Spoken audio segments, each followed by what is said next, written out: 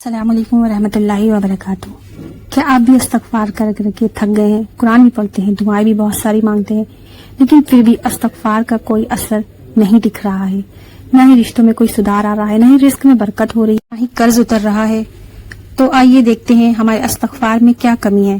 یہ بہن کی اسٹوری اسی سے ریلیٹو ہے کہ انہوں نے اپنی زندگی میں کیا چیزیں شامل کی جس کی وجہ سے ان کا استغفار قبول ہونا شروع ہو گیا اور انہوں نے اس کے زبردست پازیٹیو ریزلٹ دیکھے۔ سسٹر کہتی ہیں کہ میں آپ کو اپنی زندگی کا ایک ایسا راز بتانے لگی ہوں کہ جس نے میرے دل، دماغ، سوچ، حتیٰ کہ میری دعائیں اور یہاں تک کہ میری قسمت کو بھی بدل دی۔ اگر استغفار کر رہے ہیں، آپ کی دعائیں نہیں قبول ہو رہی، آپ کے رزق میں برکت نہیں ہو رہی، آپ کا دل نہیں بدل رہا، آپ کے قرض نہیں دور ہو رہے ہیں، جو بھی پریشانیاں مصیبتیں وہ دور نہیں ہو رہی، تو پلیز اس ویڈیو کو آخر تک ضرور دیکھیں تاکہ آپ کو اپنی غلطیوں کا پتہ چل جائے اور آپ بھی اسی طرح سے استغفار کریں جس طرح سے میں نے استغفار کو کیا، اور میں نے اپنی لائف میں ایسے ایسے معجزوں کو دیکھا جس کے بارے میں نے کبھی سوچا نہیں۔ لوگوں کو دیکھتی تھی کہ ان کی لائف میں معجزات ہو رہے ہیں، میریکلز ہو رہے ہیں، لیکن میری لائف میں میریکلز کیوں نہیں ہو رہے؟ جیسے لگتا تھا میری زندگی تھم سی گئی ہے، سارے دروازے بند ہو گئے، کوئی راستہ نظر نہیں آ رہا۔ ان کے پاس ایسا کون سا راز ہے جس کی وجہ سے ان کی لائف میں معجزات ہو رہے ہیں؟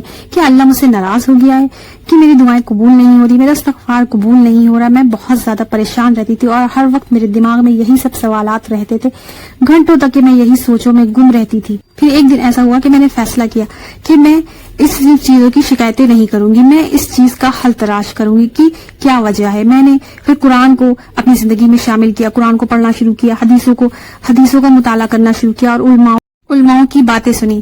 پھر میرے سامنے ایک ایسی حقیقت آئی جس نے مجھے پورا کا پورا ہلا کے رکھ دیا۔ تب میں نے اسی وقت یہ سوچا کہ میں تو صرف زبان سے استغفار کر رہی ہوں اور میرا دل دنیا کے بوجھ سے بھرا ہوا ہے۔ میں دنیا میں جو بھی لوگوں نے جن لوگوں نے بھی مجھے تکلیف دی، پریشان کیا، میں ان کو معاف کرنے کے لیے تیار نہیں ہوں۔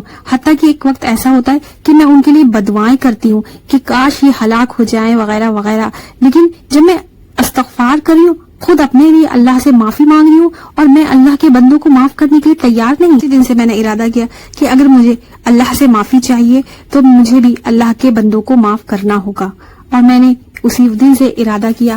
اور میں جب بھی رات میں سوتی تو میں یہ کہہ کے سوتی کہ یا اللہ، میں نے تمام لوگوں کو معاف کر دیا اور آپ مجھ سے راضی ہو جائیے اور مجھے بھی معاف کر دیجیے۔ شروع میں دوسروں کو معاف کرنا بہت ہی زیادہ تکلیف دہ ہوتا تھا کہ جب میں ان کو معاف کرتی تھی تو میرا دل بھر آتا تھا، آنکھوں سے آنسو جاری ہو جاتے تھے، لیکن پھر میں یہ سوچتی تھی کہ نہیں، مجھے سب کو معاف کرنا ہے، اللہ کے خاطر معاف کرنا ہے۔ پھر میرا لوگوں کو معاف کرنا آسان لگنے لگا۔ عادت میں نے یہ چینج کی کہ ہم جو دوسروں کی غیبت کرتے ہیں، ہمیں دوسروں کی پیٹھ پیچھے بات کرنا بہت زیادہ پسند ہوتا ہے کہ ہم فلانے کی برائی کر لیں یا وہ برائی کر لیں، یعنی جو شخص کو اس کے سامنے بات نہ کہی جا سکے، جو اس کو سننے کے وقت ناگوار گزرے، وہی غیبت ہے۔ اسی کو بیک بائٹنگ کہا جاتا ہے۔ میرے اندر یہ عادت بہت زیادہ تھی۔ جب میں کسی محفل میں جاتی تو وہاں پہ جب غیبت ہو رہی ہوتی تو میں بھی اس میں بڑھ چڑھ کے حصہ لیتی اور بہت زیادہ مجھے اس میں انٹرسٹ آتا تھا، بہت اچھا لگتا تھا۔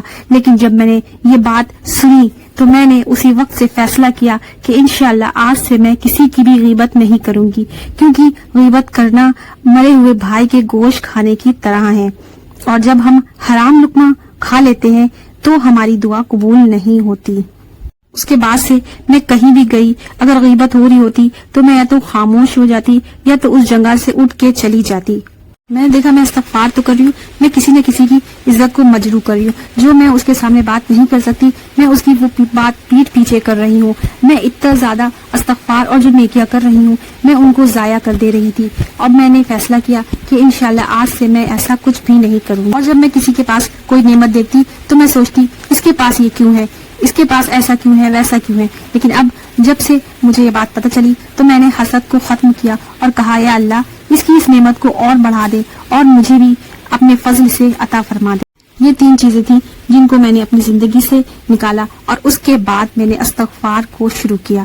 اور جب میں نے استغفار شروع کیا تو اس استغفار میرے زبان سے نہیں تھا، میرے دل سے تھا، میری روح سے تھا۔